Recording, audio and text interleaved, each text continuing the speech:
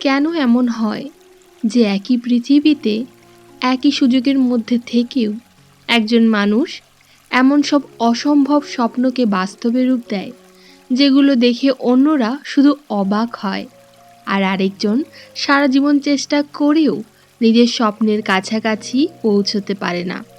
আমরা প্রায়ই ভাবি সকল সফল মানুষদের কাছে হয়তো বিশেষ প্রতিভা, অসাধারণ ভাগ্য কিংবা এমন কিছু সুযোগ ছিল যা সাধারণ মানুষের ভাগ্যে জোটে না। কিন্তু যদি সত্যিটা সম্পূর্ণ ভিন্ন হয়, যদি মানুষের জীবনের সবচেয়ে বড় শক্তি তার হাতে নয়, তার মনের ভেতরে লুকিয়ে থাকে, যদি প্রতিটি অর্জনের শুরু হয় এমন একটি অদৃশ্য সিদ্ধান্ত থেকে যেটিকে আমরা এতটাই সাধারণ মনে করি যে সেটিকে কখনো গুরুত্বই দিই না, তাহলে হয়তো সফলতার রহস্য বাইরের পৃথিবীতে নয়, আমাদের নিজের চিন্তার মধ্যেই লুকিয়ে রয়েছে। স্বাগতম মাইন্ড সামারি বাই স্বর্ণালীতে। বিশ্বজুড়ে ব্যক্তিগত উন্নয়ন এবং সফলতার ইতিহাসে এমন কিছু বই রয়েছে যেগুলো শুধু মানুষকে অনুপ্রাণিত করেনি, বরং মানুষের চিন্তা করার পদ্ধতিকেই বদলে দিয়েছে। নেপোলিয়ন হিলের থিঙ্ক অ্যান্ড গ্রো রিচ ঠিক তেমনই একটি কালজয়ী বই। বিশ্বের শত শত সফল উদ্যোক্তা, ব্যবসায়ী এবং নেতার বাস্তব অভিজ্ঞতা থেকে তিনি খুঁজে বের করেছেন এমন কিছু নীতি যা শুধু অর্থ উপার্জনের জন্য নয়, জীবনের যে কোনো বড় লক্ষ্য অর্জনের ক্ষেত্রেই সমানভাবে প্রযোজ্য। আজকের এই যাত্রায় আমরা জানব কেন একটি স্পষ্ট লক্ষ্য সফলতার প্রথম ধাপ, কেন বিশ্বাস এবং অবচেতন মন আমাদের বাস্তবতাকে প্রভাবিত করে, কেন জ্ঞান তখনই শক্তি হয়ে ওঠে যখন সেটি কাজে রূপ নেয়, এবং কিভাবে সাধারণ মানুষও নিজের চিন্তাধারাকে পরিবর্তন করে অসাধারণ সাফল্যের পথে এগিয়ে যেতে পারে। এই বইটি শুধু ধনী হওয়ার শিক্ষা দেয় না, এটি শেখায় যে মানুষ নিজের চিন্তাকে নিয়ন্ত্রণ করতে শেখে, একদিন সেই মানুষই নিজের ভবিষ্যৎকেও গড়ে তুলতে পারে। পার্ট 1, ডিজায়ার থেকে ডিফাইননেস, অর্থাৎ চিন্তার শক্তিকে বাস্তবের লক্ষ্যে পরিণত করা। একবার ভাবুন, আপনার মনের ভেতর একটি ছোট্ট আগুন জ্বলছে। প্রথমে সেটি শুধু একটি ইচ্ছা, খুব সাধারণ একটি আমি এটা চাই। কিন্তু সেই ইচ্ছাকে যদি আপনি প্রতিদিন একই লক্ষ্য দিয়ে জ্বালাতে থাকেন, তার সঙ্গে পরিষ্কার পরিকল্পনা যোগ করেন এবং নিজের কাজকে সেই লক্ষ্যের দিকে বারবার ঠেলে দেন, তাহলে এক সময় সেই ছোট আগুনই এমন শক্তিতে পরিণত হবে যা আপনার সিদ্ধান্ত, অভ্যাস এবং পুরো জীবনযাত্রার দিক বদলে দিতে পারে। থিঙ্ক অ্যান্ড গ্রো রিচ এর শুরুতেই এই মানসিক পরিবর্তনটি অত্যন্ত গুরুত্বপূর্ণ হয়ে ওঠে, কারণ এখানে ধনী হওয়ার যাত্রা ব্যাংক ব্যালেন্স দিয়ে নয়, শুরু হয় ডিজায়ার দিয়ে। তবে সাধারণ ইচ্ছা আর বার্নিং ডিজায়ার এক জিনিস নয়। আমি ধনী হতে চাই, এই কথার কোনো শক্তি নেই যতক্ষণ না আপনি ঠিক করেন কতটা সম্পদ চান, কোন সময়ের মধ্যে চান, তার বিনিময়ে কী দেবেন এবং সেই লক্ষ্য অর্জনের জন্য প্রতিদিন কি করবেন। অর্থাৎ অস্পষ্ট ইচ্ছাকে একটি নির্দিষ্ট আর্থিক লক্ষ্য বানাতে হবে। এটাকে অনেকটা কুয়াশার মধ্যে পথ চলার সঙ্গেও তুলনা করা যায়। যেমন আপনি জানেন যে কোথাও যেতে হবে, কিন্তু গন্তব্যের নাম, দিক বা দূরত্ব সঠিক কিছুই জানেন না।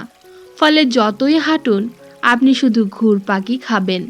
কিন্তু গন্তব্য যদি স্পষ্ট হয়ে যায়, প্রতিটি পদক্ষেপের অর্থ তৈরি হবে।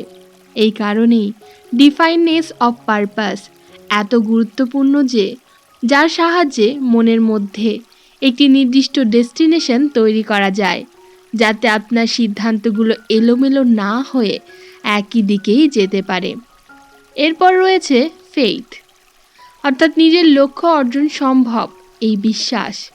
এখানে ফেইথ কোনো অন্ধ আশা নয়, বরং নিজের চিন্তা, লক্ষ্য এবং সম্ভাবনাকে এত গভীরভাবে গ্রহণ করা যাতে আপনার আচরণও সেই বিশ্বাসের সঙ্গে সামঞ্জস্যপূর্ণ হয়ে ওঠে। একজন মানুষ যদি প্রতিদিন নিজেকে বলে আমি পারবো না, তাহলে সুযোগ সামনে এলেও তার চোখ অনেক সময় শুধু সমস্যাটাই দেখতে পাবে। কিন্তু যখন তার মনে একটি শক্তিশালী বিশ্বাস তৈরি হয় যে সে শিখতে পারে, চেষ্টা করতে পারে এবং ব্যর্থতার পরও আবারও উঠে দাঁড়াতে পারে, তখন একই পরিস্থিতির মধ্যেও সে নতুন সম্ভাবনা দেখতে শুরু করে। এই বিশ্বাসকে অটো সাজেশনের মাধ্যমে বারবার নিজের মনে প্রতিষ্ঠিত করার কথাও বলা হয়েছে। অর্থাৎ আপনি নিজের চিন্তার দরজায় প্রতিদিন একই মেসেজ নিয়ে বারবার ফিরে আসবেন, যতক্ষণ না সেটি আপনার সাবকনসিয়াস মাইন্ডের একটি অংশ হয়ে যায়। কারণ মনও অনেকটা জমির মতো, আপনি সেখানে যে চিন্তার বীজ বুনন করবেন, আপনার সিদ্ধান্ত এবং আচরণে তারই চিহ্ন ধীরে ধীরে ফুটে উঠবে। কিন্তু শুধু ডিজায়ার আর ফেথ থাকলেই কখনো সম্পদ তৈরি হয় না। স্বপ্নকে বাস্তবতার মাটিতে নামাতে দরকার স্পেশালাইজড নলেজ। সাধারণ জ্ঞান অনেক কিছুই বোঝাতে পারে, কিন্তু নির্দিষ্ট লক্ষ্য অর্জনের জন্য প্রয়োজন সেই কাজের সম্পর্কিত ব্যবহারিক জ্ঞান। আপনি কি তৈরি করতে চান? কোন বাজারে কাজ করবেন? মানুষের কোন সমস্যা সমাধান করবেন? কিভাবে সেই সমাধানকে মূল্যবান করবেন? এই সব শেখার ক্ষমতায় আপনার চিন্তাকে বাস্তব শক্তিতে রূপান্তরিত করবে। এখানেই ইমাজিনেশন গুরুত্বপূর্ণ হয়ে ওঠে।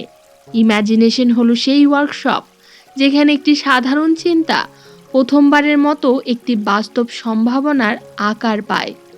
একটি নতুন ব্যবসার ধারণা, কোনো সমস্যার নতুন সমাধান, একটি পণ্যের কনসেপ্ট। প্রথম দিকে এগুলোর কোনো ফিজিক্যাল এক্সিস্টেন্স থাকে না।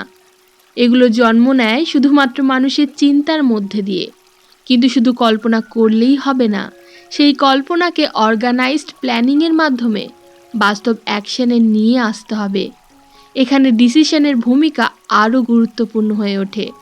সুযোগের অভাব অনেক সময় মানুষকে পিছিয়ে দেয় না, বরং সিদ্ধান্তহীনতা তাকে পিছিয়ে দেয়। একজন মানুষ একই জায়গায় দাঁড়িয়ে বছরের পর বছর ভাবতে পারে এটা করব কি করব না, আর অন্য একজন ইমপারফেক্ট ইনফরমেশন থাকা সত্ত্বেও শুধুমাত্র একটি সিদ্ধান্ত নিয়ে কাজ শুরু করতে পারে, ভুল থেকে শিখতে পারে এবং পথ সংশোধন করতে পারে। তাই বড় লক্ষ্য তৈরি করার পর দ্রুত সিদ্ধান্ত নেওয়া এবং সেই সিদ্ধান্তে ধারাবাহিক থাকা অত্যন্ত গুরুত্বপূর্ণ। কারণ প্রতিটি বড় অর্জনের পেছনে এমন কিছু মুহূর্ত থাকে যখন কাউকে ভয়, সন্দেহ এবং অনিশ্চয়তার মধ্যেও বলতে হয় আমি শুরু করেছি। আর তারপর আসে পারসিস্টেন্স, অর্থাৎ যে জায়গায় অনেক স্বপ্ন এসে থেমে যায়। প্রথম ব্যর্থতা, প্রথম প্রত্যাখ্যান, প্রথম আর্থিক ক্ষতি বা পরিকল্পনায় প্রথম ভুল অনেক মানুষকে মনে করিয়ে দেয় যে তাদের লক্ষ্য হয়তো ভুল ছিল। কিন্তু বইটির দর্শনে ব্যর্থতা অনেক সময় গন্তব্যের বিপরীত দিক নয়, এটি নতুন পথের একটি তথ্য। একটি দরজা বন্ধ হলে আপনি যদি ফিরে যান, গল্প সেখানেই শেষ। কিন্তু যদি প্রশ্ন করেন কেন বন্ধ হলো আর কোন পথ দিয়েই এগোনো যায়, তাহলে একই ব্যর্থতা নতুন পরিকল্পনা হয়ে শুরু হয়ে উঠতে পারে। পারসিস্টেন্স মানে অন্ধভাবে একই কাজ করে যাওয়া নয়, বরং লক্ষ্যকে ধরে রেখে প্রয়োজনে পদ্ধতি বদলানো। সবশেষে এই পুরো অংশের শক্তি এক জায়গায় এসে মিলিত হয়, আর সেটি হলো চিন্তা একা সম্পদ তৈরি করে না। চিন্তাকে desire, faith, knowledge, imagination, decision, planning এবং পারসিস্টেন্ট অ্যাকশনের মাধ্যমে বাস্তবে রূপ দিতে হয়। অর্থাৎ থিঙ্ক অ্যান্ড গ্রো রিচ শুধু ইতিবাচক চিন্তার কথা নয়, এটি চিন্তাকে একটি নির্দিষ্ট উদ্দেশ্যে সংগঠিত করে কাজের মাধ্যমে রূপ দেওয়ার একটি মানসিক কাঠামো। আপনার মাথায় থাকা একটি স্বপ্ন তখনই শক্তিশালী হয় যখন সেটি একটি নির্দিষ্ট লক্ষ্য হয়। লক্ষ্য তখনই বাস্তব সম্ভাবনা পায় যখন তার সঙ্গে পরিকল্পনা যুক্ত হয়, আর পরিকল্পনা তখনই ফল দেয় যখন আপনি ব্যর্থতা সত্ত্বেও কাজ চালিয়ে যান। আর এইভাবেই একটি সাধারণ আমি এটা চাই ধীরে ধীরে আমি কিভাবে এটি বাস্তব করব তে পরিণত হয়। আর সেখান থেকেই প্রকৃত পরিবর্তনের শুরু হয়। পার্ট 2, মাস্টার মাইন্ড এবং পরিকল্পনা। একজন মানুষ যতই প্রতিভাবান হোক না কেন, তার চিন্তারও একটি লিমিটেশন বা সীমা রয়েছে। আপনি একটি ঘরে একা একা একটি সমস্যার দিকে তাকিয়ে যতক্ষণ ভাববেন, আপনার অভিজ্ঞতা, জ্ঞান এবং দৃষ্টিভঙ্গি বারবার আপনার সামনে আসবে। কিন্তু এই একই সমস্যার সামনে যদি এমন কয়েকজন মানুষ বসেন যাদের জ্ঞান, অভিজ্ঞতা এবং দক্ষতা আলাদা, তখন হঠাৎ করে একই সমস্যার অনেকগুলো নতুন দরজা খুলে যায়। থিঙ্ক অ্যান্ড গ্রো রিচের মাস্টার মাইন্ড ধারণাটি অনেকটা এই শক্তির ওপরই দাঁড়িয়ে রয়েছে। অর্থাৎ একটি নির্দিষ্ট উদ্দেশ্য নিয়ে একাধিক মানুষের চিন্তা, জ্ঞান এবং সহযোগিতাকে এমনভাবে একত্রিত করা যাতে প্রত্যেকের শক্তি অন্যের সীমাবদ্ধতাকে পূরণ করতে পারে। মাস্টার মাইন্ড মানে শুধু বন্ধুদের সঙ্গে বসে মোটিভেশন নেওয়া নয়, এখানে দরকার একই লক্ষ্যকে এগিয়ে নিয়ে যাওয়ার কমপ্লিমেন্টারি নলেজ এবং কোঅর্ডিনেটেড এফার্ট। একজনের হয়তো বিজনেস নলেজ রয়েছে, অন্যজন ফাইন্যান্স বোঝে, তৃতীয়জন মার্কেটিং জানে, আর কেউ হয়তো এমন অভিজ্ঞতা নিয়ে এসেছে যা বাকিদের নেই। প্রত্যেককে নিজের একটি অংশ যোগ করলে যে কালেকটিভ ইন্টেলিজেন্স তৈরি হয়, সেটি একজন মানুষের একার ক্ষমতার চেয়ে অনেক বড় হতে পারে। এটা অনেকটা একটি অর্কেস্ট্রার মতো ভাবা যায়। প্রতিটি ইনস্ট্রুমেন্ট আলাদা, কিন্তু সঠিকভাবে একসঙ্গে বাজলে যে সাউন্ড তৈরি হয়, কোনো একটি ইনস্ট্রুমেন্ট সেটা একা তৈরি করতে পারে না।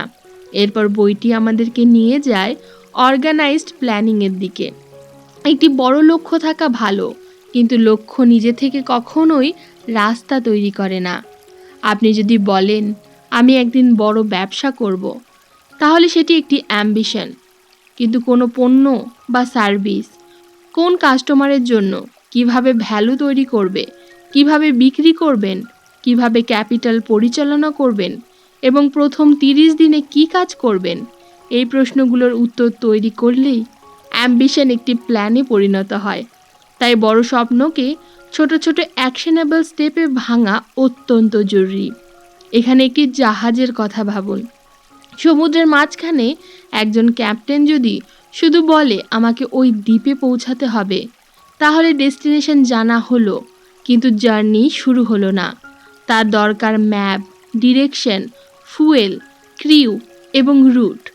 মাঝপথে ঝড় হলে রুট পরিবর্তনের ক্ষমতাও দরকার। অর্গানাইজড প্ল্যানিং ঠিক সেই ন্যাভিগেশন সিস্টেমের মতো।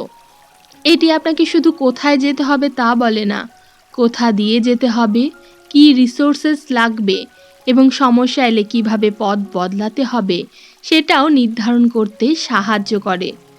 কিন্তু পরিকল্পনা করার পরেও একটি বড় বাধা আসে, আর সেটি হলো ডিসিশন।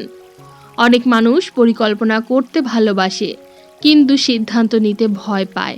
তারা আরও তথ্যের অপেক্ষা করে, আরও পারফেক্ট সময়ের অপেক্ষা করে, অন্যেরা কি বলবে সেটি নিয়ে চিন্তা করে এবং শেষ পর্যন্ত কিছুই শুরু করে না। বইটির দর্শনে সিদ্ধান্তহীনতা একটি বড় মানসিক বাধা, কারণ সুযোগ অনেক সময় চিরকাল অপেক্ষা করে না। সফল মানুষও সব উত্তর জেনে সিদ্ধান্ত গ্রহণ করেন না। তারা সিদ্ধান্ত নেন, কাজ করেন, ফলাফল দেখেন এবং প্রয়োজনে কোর্স কারেকশন করেন। এর সঙ্গে জড়িয়ে রয়েছে পারসিস্টেন্স। ধরুন আপনি একটি দরজায় গিয়ে দেখলেন সেটি বন্ধ। একবার ধাক্কা দিয়ে যদি ফিরে আসেন, তাহলে আপনি জানবেন না দরজাটি সত্যিই আপনার জন্য বন্ধ ছিল নাকি একটু বেশি জোরে চেষ্টা দরকার ছিল। পারসিস্টেন্স হলো সেই মানসিক শক্তি যা আপনাকে ব্যর্থতার পর আবার চেষ্টা করতে বাধ্য করে। তবে একই ভুল বারবার করা পারসিস্টেন্স নয়। লক্ষ্য একই রেখে স্ট্র্যাটেজি পরিবর্তন করা হলো পরিণত পারসিস্টেন্স। একটি পরিকল্পনা কাজ না করলে নতুন পদ্ধতি, নতুন স্কিল, নতুন মানুষ বা নতুন মার্কেটের দিকে যেতে হবে। এই পথে আরেকটি বড় শত্রু হলো ফিয়ার, অর্থাৎ বিশেষ করে ক্রিটিসিজম, ফেইলার এবং রিজেকশনের ভয়। অনেক মানুষ নিজের লক্ষ্যকে নিজের কাছে ছোট করে রাখে, কারণ তারা ভয় পায় অন্যেরা কি বলবে। কিন্তু যদি প্রতিটি সিদ্ধান্ত অন্যের অনুমোদনের ওপর নির্ভর করে, তাহলে নিজের জীবনের স্টিয়ারিং হুইল নিজের হাতে আর থাকে না।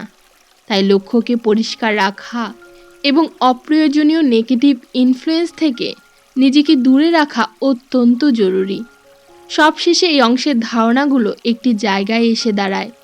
একটি বড় লক্ষ্যকে বাস্তব করতে শুধু অ্যাম্বিশন যথেষ্ট না, আপনার দরকার এমন মানুষ যারা আপনার চিন্তাকে শক্তিশালী করবে, এমন পরিকল্পনা যা স্বপ্নকে অ্যাকশনেবল করবে, এমন সিদ্ধান্ত নেওয়ার ক্ষমতা যা আপনাকে শুরু করতে সাহায্য করবে, এবং এমন পারসিস্টেন্স যা প্রথম বাধাতেই আপনাকে থমকে দেবে না। কারণ একটি স্বপ্ন যখন শুধু মাথার ভেতরে থাকে সেটি শুধু চিন্তা, যখন সেটি নির্দিষ্ট পরিকল্পনায় আসে তখন সেটি একটি লক্ষ্য, আর যখন সঠিক মানুষ, সঠিক সিদ্ধান্ত এবং ধারাবাহিক অ্যাকশন তার সাথে যুক্ত হয়, তখন সেই লক্ষ্য ধীরে ধীরে বাস্তব ফলাফলে পরিণত হওয়ার সুযোগ পায়। পার্ট 3, অবচেতন মন ও ফিয়ার। একজন মানুষ দিনের বেশিরভাগ সিদ্ধান্ত সচেতনভাবে নেয় বলে মনে করলেও তার ভেতরে আরও একটি স্তর নীরবে কাজ করে যায়। সেটি হলো সাবকনসিয়াস মাইন্ড। আপনি বারবার নিজেকে কি বলছেন, কি বিশ্বাস করছেন, কোন চিন্তাকে সত্যি বলে মেনে নিচ্ছেন, এসব ধীরে ধীরে আপনার আচরণকে প্রভাবিত করতে শুরু করে। তাই থিঙ্ক অ্যান্ড গ্রো রিচের এই অংশে চিন্তাকে শুধু মাথার মধ্যে থাকা একটি ধারণা হিসেবে নয়, বরং এমন একটি শক্তি হিসেবে দেখা হয় যা আপনার সিদ্ধান্ত এবং কাজের দিক নির্ধারণ করতে পারে। এখানেই অটো সাজেশন গুরুত্বপূর্ণ হয়ে ওঠে। প্রতিটি দিন নিজের লক্ষ্যকে স্পষ্টভাবে মনে করানো, নিজের সঙ্গে সেই লক্ষ্য অনুযায়ী কথা বলা এবং বিশ্বাসকে বারবার শক্তিশালী করা, এর উদ্দেশ্যই হলো সচেতন চিন্তাকে ধীরে ধীরে গভীর মানসিক বিশ্বাসে পরিণত করা। তবে শুধু মুখে কোনো কথা বারবার বললেই বাস্তবতা বদলে যায় না।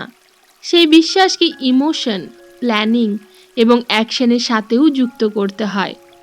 আপনি যদি বলেন আমি সফল হব, কিন্তু তার জন্য কোনো স্কিল না শেখেন, কোনো সিদ্ধান্ত না নেন এবং কোনো কাজ না করেন, তাহলে সেটি শুধু একটি বাক্যই থেকে যাবে। তারপর আসে ফিয়ার বা ভয়, যা অনেক সময় মানুষের সম্ভাবনার সবচেয়ে বড় অদৃশ্য বাধা হয়ে দাঁড়ায়।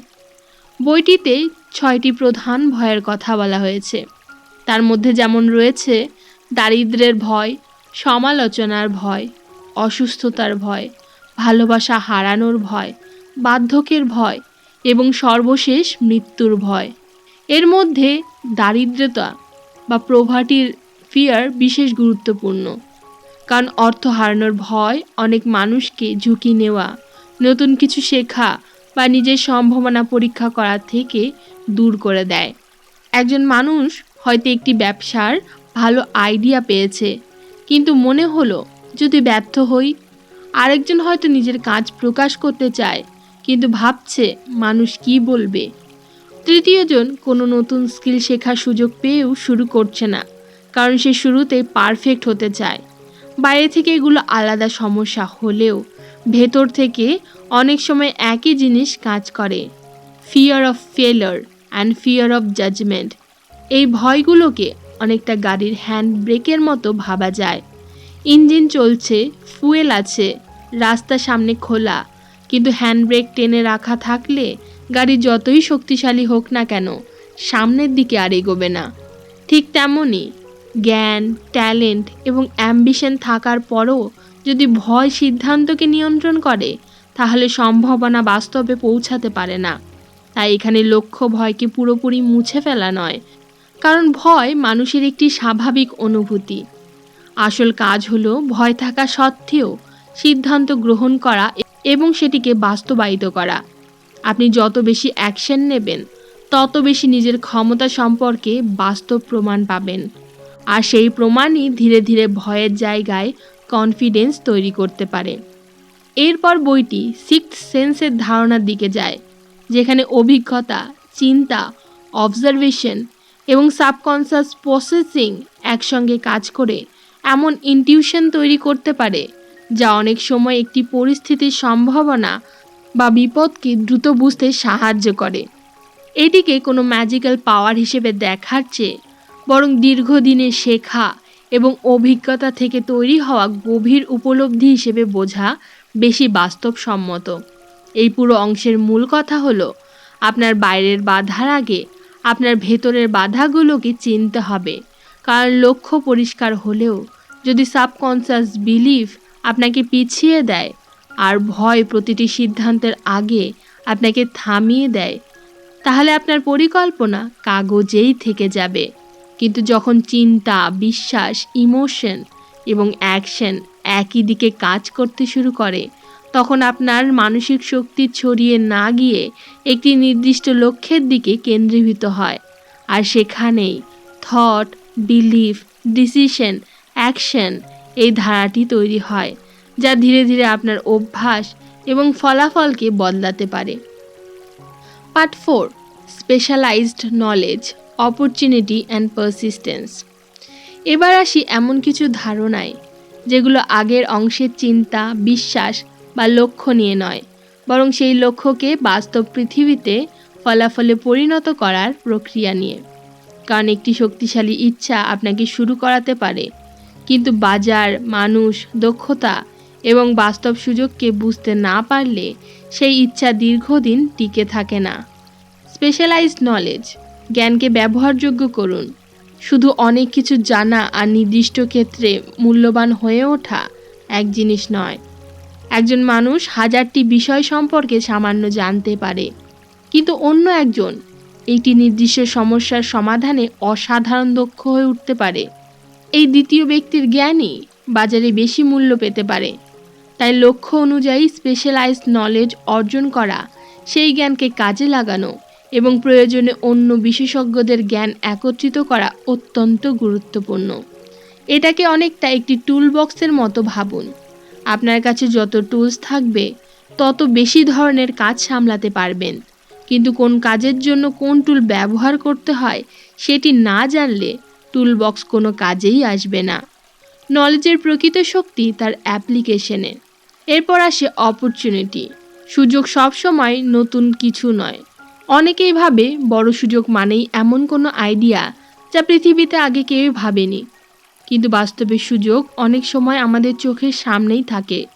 কোনো মানুষের অসুবিধা, কোনো ইনএফিশিয়েন্ট প্রসেস, কোনো অসম্পূর্ণ সার্ভিস বা এমন কোনো চাহিদা যার ভালো সমাধান এখনও পাওয়া যায়নি। অর্থাৎ অপরচুনিটি অনেক সময় আকাশ থেকে পড়ে না। অন্যরা যেখানে সমস্যা দেখেও চলে যায়, সেখানে কেউ একজন সম্ভাবনা দেখতে শেখে। বাজারের দিকে তাকানোর দৃষ্টিভঙ্গি বদলালেই সাধারণ পরিস্থিতিও নতুন বিজনেস পসিবিলিটি হয়ে উঠতে পারে। এরপর আসি ইম্যাজিনেশন, পুরনো জিনিসের নতুন ব্যবহার। অর্থাৎ ইম্যাজিনেশন শুধু গল্প বা কল্পনার জন্য নয়, এটি বাস্তব সমস্যাকে নতুনভাবে দেখার একটি ক্ষমতা। বইটি ক্রিয়েটিভ ইম্যাজিনেশন এবং সিনথেটিক ইম্যাজিনেশনের মতো ধারণার মাধ্যমে বোঝায় নতুন কিছু তৈরি করার দুটি পথ থাকতে পারে। একেবারে নতুন ধারণা তৈরি করা, অথবা আগে থেকে থাকা ধারণাকে, জ্ঞান ও উপাদানকে নতুনভাবে একত্রিত করা। একটি পুরনো রেসিপির উপকরণ একই থাকতে পারে, কিন্তু রান্নার পদ্ধতি বদলালে সম্পূর্ণ ভিন্ন ফল হতে পারে। ব্যবসা ও ইনোভেশনেও অনেক পরিবর্তন এভাবেই আসে। সব কিছু নতুন করে আবিষ্কার না করে বিদ্যমান জিনিসকেই নতুনভাবে সাজিয়ে। দ্য ব্রেন ট্রাস্ট, একার ক্ষমতা সীমা অতিক্রম করুন। একজন মানুষ সব কিছু নিজে করতে পারে না, তাই বড় লক্ষ্য বাস্তবায়নের ক্ষেত্রে এমন মানুষের সহযোগিতা গুরুত্বপূর্ণ, যাদের দক্ষতা আপনার নিজের সীমাবদ্ধতাকে পূরণ করে দেয়। এখানেই মাস্টারমাইন্ড ধারণাটি আবার বাস্তব প্রয়োগ পায়। শুধু মোটিভেশন নয়, বরং নলেজ, এক্সপিরিয়েন্স, স্ট্র্যাটেজি এবং এক্সিকিউশনের সমন্বয় এটি। একজন উদ্যোক্তা হয়তো প্রোডাক্ট তৈরি করতে পারেন, কিন্তু মার্কেটিং বোঝেন না। অন্যজন মার্কেটিং জানেন, কিন্তু ফাইন্যান্স বোঝেন না। সঠিক সহযোগিতা হলে প্রত্যেক দুর্বল জায়গা অন্যের শক্তি দিয়ে পূরণ করা যায়। এরপর রয়েছে পারসিস্টেন্স। বড় লক্ষ্য অর্জনের পথে সব পরিকল্পনায় প্রথমবার সফল হবে না। কখনো বাজার সাড়া দেবে না, কখনো মানুষ প্রত্যাখ্যান করবে, কখনো অর্থ সমস্যা হবে, আবার কখনো নিজের সিদ্ধান্ত নিয়েই সন্দেহ তৈরি হবে। সেখানেই পারসিস্টেন্ট পার্থক্য তৈরি করে। তবে পারসিস্টেন্স মানে একই ভুলকে বারবার পুনরাবৃত্তি করা নয়, বরং ফলাফল দেখে শেখা, স্ট্র্যাটেজি পরিবর্তন করা এবং লক্ষ্যকে ধরে রেখে নতুন পথ খোঁজা। একটি দরজা বন্ধ হলে দেওয়ালে মাথা ঠোকা নয়, কেন দরজাটি বন্ধ হলো সেটি কি বোঝা এবং অন্য দরজা খুঁজে নেওয়াই পরিণত পারসিস্টেন্স। অর্থাৎ শেষ কথা হলো এই যে, চিন্তা থেকে বাস্তব সম্পদ পুরো বইয়ের ধারণাগুলো একসঙ্গে করলে একটি ধারাবাহিকতা স্পষ্ট হয়। ডিজায়ার লক্ষ্য তৈরি করে, নলেজ সক্ষমতা তৈরি করে, ইমাজিনেশন সম্ভাবনা তৈরি করে, প্ল্যানিং পথ তৈরি করে, ডিসিশন শুরু করায় এবং পারসিস্টেন্স সেই পথ ধরে রাখে। কিন্তু শেষ পর্যন্ত এগুলোর মূল্য তখন যখন সেগুলো বাস্তব কাজ করে এবং বাস্তব ফলাফল রূপ নেয়। থিঙ্ক অ্যান্ড গ্রো রিচ এর সবচেয়ে শক্তিশালী উপলব্ধি তাই শুধু ধনী হওয়ার চিন্তা করুন নয়, বরং একটি নির্দিষ্ট উদ্দেশ্য তৈরি করুন।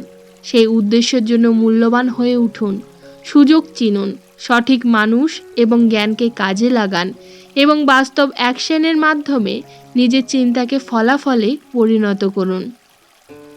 আজকের ভিডিও থেকে যদি একটি বিষয় মনে রাখতে চান, তাহলে সেটি হোক, প্রতিটি বড় অর্জনের শুরু হয় একটি চিন্তা থেকে, কিন্তু সেই চিন্তাকে বাস্তবে রূপ দেয় আপনার প্রতিদিনের সিদ্ধান্ত, বিশ্বাস এবং নিরলস কাজ। তাই স্বপ্ন দেখেই থেমে থাকবেন না। আজ থেকে এমনভাবে কাজ শুরু করুন যেন আপনার ভবিষ্যৎ প্রতিদিন একটু একটু করে আপনার বর্তমানের সঙ্গে মিলতে শুরু করে। আমি স্বর্ণালী, আপনি দেখছেন মাইন্ড সামারি বাই স্বর্ণালী। এমন আরও গভীর, শান্ত এবং জীবন উন্নয়নমূলক বইয়ের সারাংশ পেতে ভিডিওটি লাইক করুন, শেয়ার করুন এবং চ্যানেলটি সাবস্ক্রাইব করে রাখুন। আবারও দেখা হবে প্রোডাক্টিভিটির নতুন কোনো একটি অধ্যায়ে।